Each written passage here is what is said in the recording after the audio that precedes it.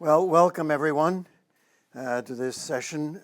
The title of it is, in case you want to know whether you're in the right room, how do we transform the United Nations and global governance? So you see we have both. And subheading, learning to market global reform, which is sort of one of my, there's papers over there. Anyone who wants papers, all sorts of goodies over here, anyone that wants them. So I'm going to suggest to you 6 steps toward revamping the United Nations, okay? Just in case there are any etymologists in the room, people who love the study of language, it's my wife who came up with this word revamping. I thought it was quite fascinating. Because it's sort of, everyone talks the reform, rethinking, rebirth, renaissance, and stuff like this. And so she wants something a little more hard-hitting, a little newer. And so she came up with revamping. I said, that's good, I like that. That's sort of got a hard punch to it. And then we went, and because we have to do this, we Googled it. Where does it come from? And the vamping, a vamp is the front part of your shoe.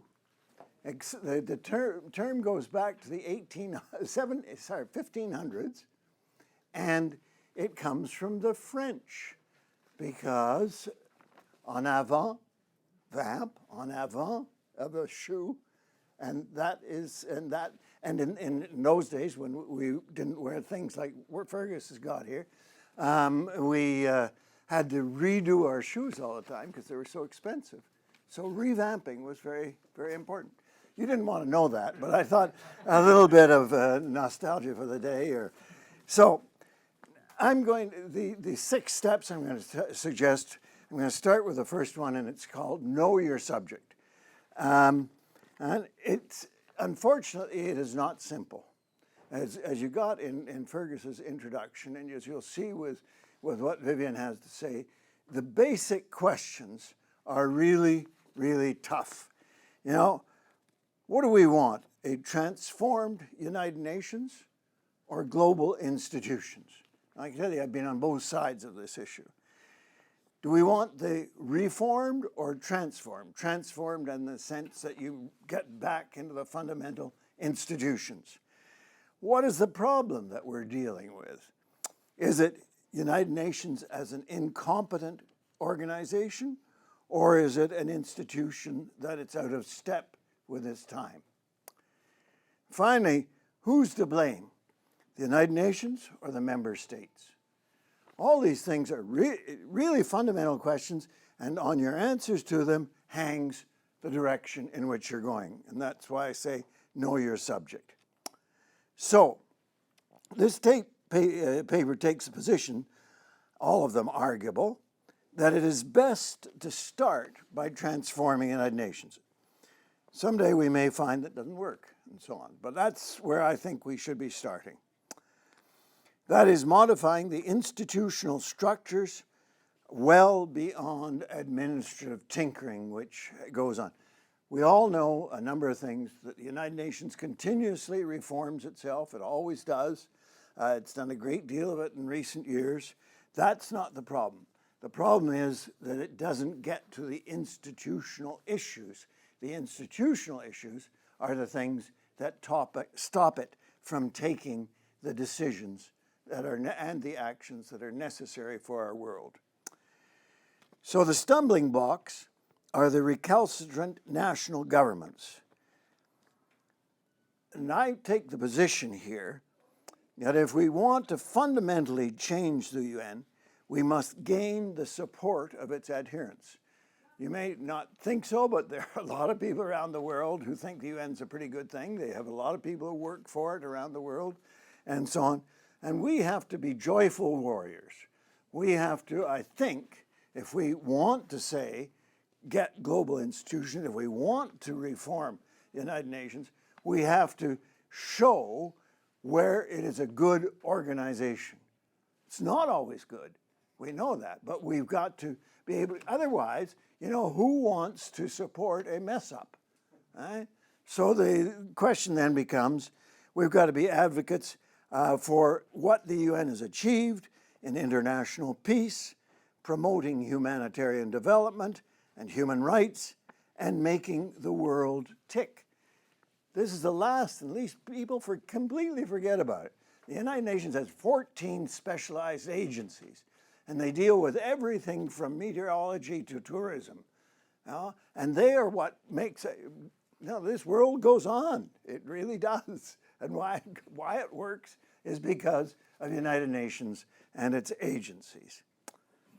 So, the final note here in this first section is that the world has changed since 1945. I'm going to say the obvious. We are now more global than before. Before, most things happened if not in our locality, at least within our country. Now, most of the important things go beyond borders.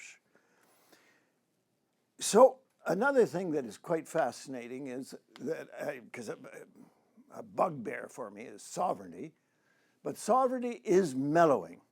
It is one of the biggest achievements of our era, the R2P, the responsibility to protect. For the first time, the United Nations as an organization and the countries of the world have accepted that there are limits to sovereignty. And these limits are that the world can stop countries, if the world has the will and the guts, from destroying their own people. The other thing is now that the United Nations, or the world, is not the state-centric world that it used to be. State-centric meaning that it was only the governments of countries that counted. Now you have many other major actors. We're one of them, NGOs like us, non-governmental society, civil society, world corporations, religions, and so on. So we have to start by looking at success and failures of international organizations. Second question I pose, or the second step I propose for revamping we got to know what our objectives are. So in June, this is just a month or so ago, June 16th report of the Rosa Luxemburg Stiftung. I say that I'm writing this, saying this to you because I want you to know I'm not just the only person that is thinking what I'm thinking. So the Rosa Luxemburg Stiftung New York office came out with a book, Reinventing Development, Reforming the UN for People and the Planet. Significant title. And the title of the introduction was called Beyond Tinkering, and states that transformational changes are needed to make the UN into a body that advances the public interest through democratic governance and commitments to founding values. A piecemeal approach won't get us the UN we need. So, we come to the common denominator of all these reforms that allow us to go to the heart of the insidious weakness of world global governance. And the issue is of the incapacity of the world to develop policies and take actions to adequately deal with global challenges that go beyond the capacities of any state. And you know all these challenges, going from environment and conflict to contagious diseases, global finance, inequality, terrorism, and so on. The acknowledged specialist in global governance, Tom Weiss, goes to the heart of the issue facing us now, knowing about our objectives, that we cannot continue to ignore and to rationalize the absence of overarching authority. And some other people might call that world government. All right? So this is the direction, not for tomorrow, but the direction in which we're going. And the idea here is that we have to start by making the UN more capable as a force for public interest. We can't do this as long as there's rampant nationalism and sovereignty, so our second objective is to continue to harness sovereignty. Third, how to revamp the United Nations. As far as I'm concerned, it's really incredible that for decades we have on the books UN reform proposals. You go around, you look at the complete agenda of this meeting, of all these meetings in here in Montreal, and almost every proposal for reform that we have has been sitting there for several decades, and we haven't gotten past it. So the question has to be, you know, how come we don't have anyone know what we're proposing when everyone else in the world spends most of their time marketing? You give corporations, you know, they spend 10% of their time developing products and then 90% of the time selling them to us. And you can say that the movie moguls the same way, churches, athletes, Nemport. It's it's in the getting your market, your product out in market that counts. The reason that we have not done this in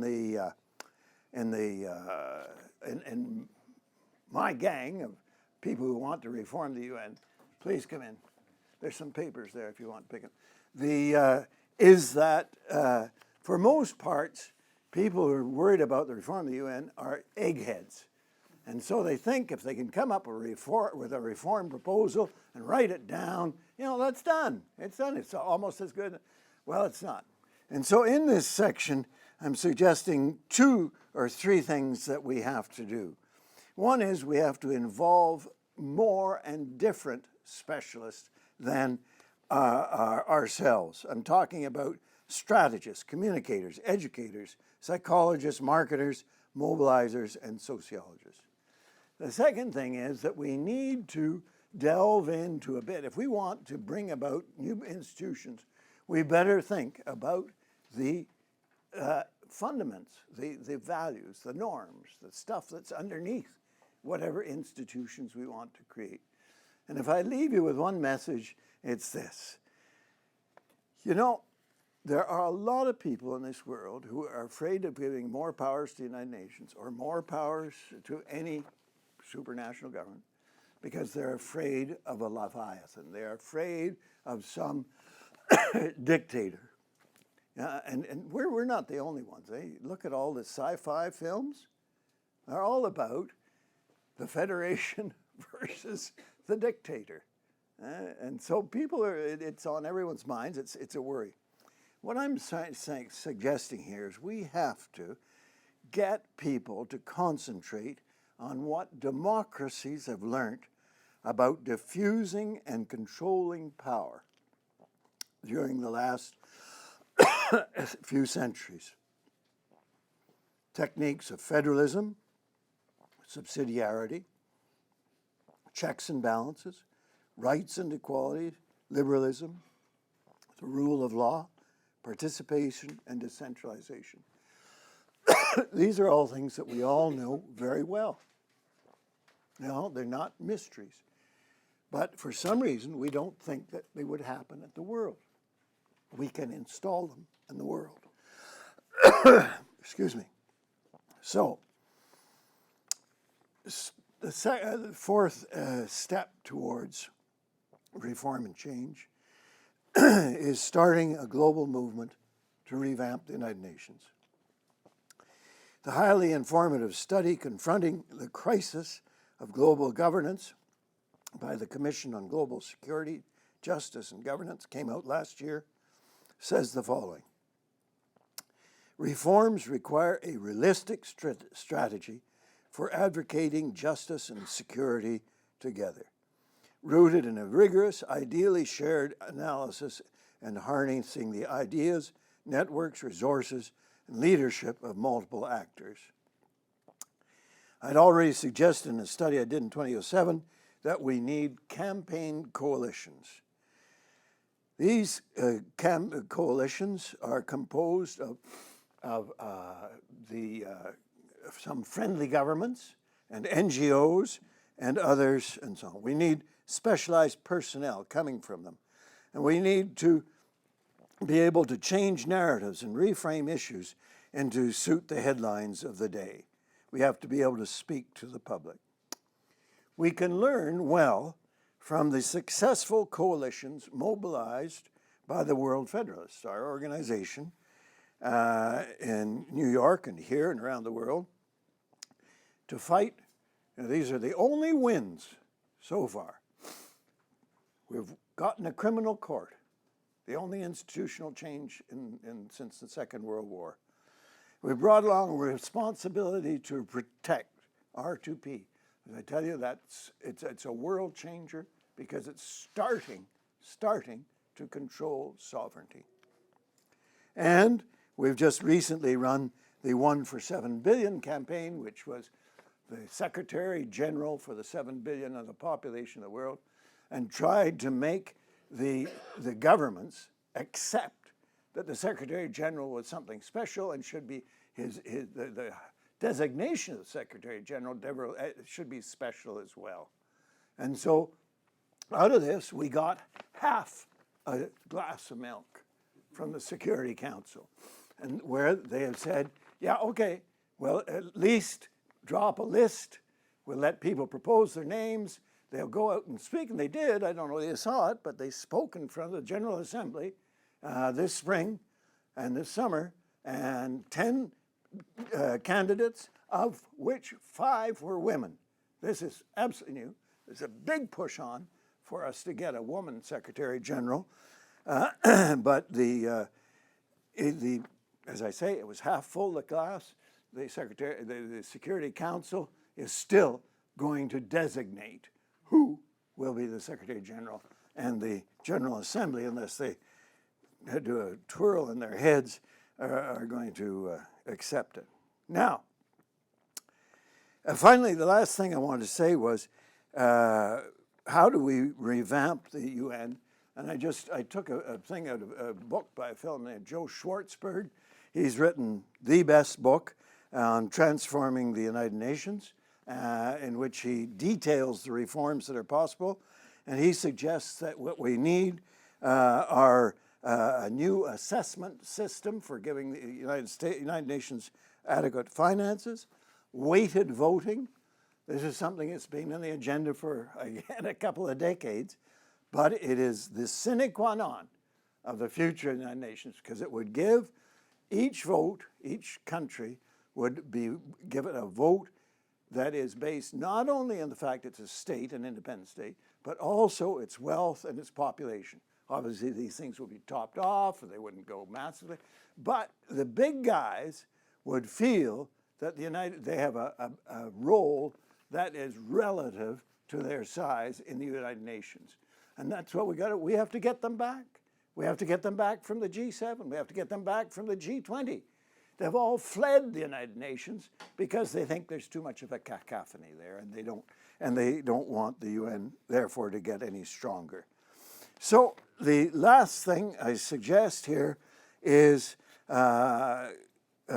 I call know your opposition.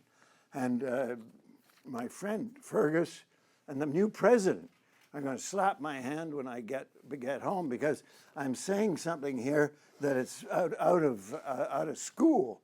You know, we don't usually talk about this in polite company. Who are our opponents? And I give you 4, and I don't need to go into great detail about them. The first, in the naming and shaming, is the greedy. You know, you think about the amount of money we got in this world. There's just tons of it there, but 50% of it goes to 1% of people. If we were just to tax them, you know, and bring that down to 30%, there'd be more than enough money to do anything any of us dreamt of doing. The second one is to the warmongers, as I call them, the people in the war trades. And right now, again, 1.7 trillion is spent every year by the militaries around the world. 1.7, not billion, not millions, trillions.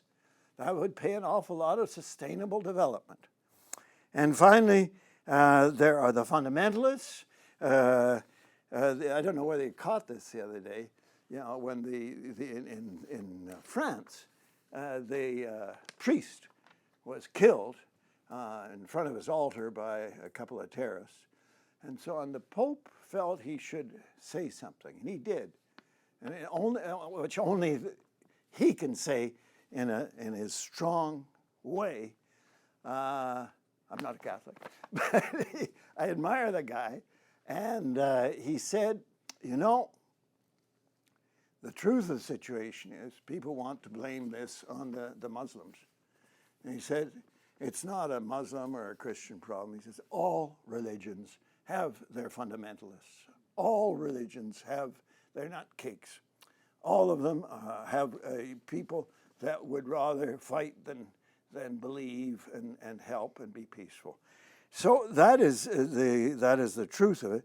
And then the last group of our opponents, and the one that's becoming really very, very difficult, I call them the neo-nationalists and the populists. They're the ones who are trying to lead the public to fear and division. To gain power, they sow hate of foreigners and blame others for their own weaknesses. We shouldn't forget that good and evil has always existed in the world, and all we have to do is get the good guys to come together, and we'll win.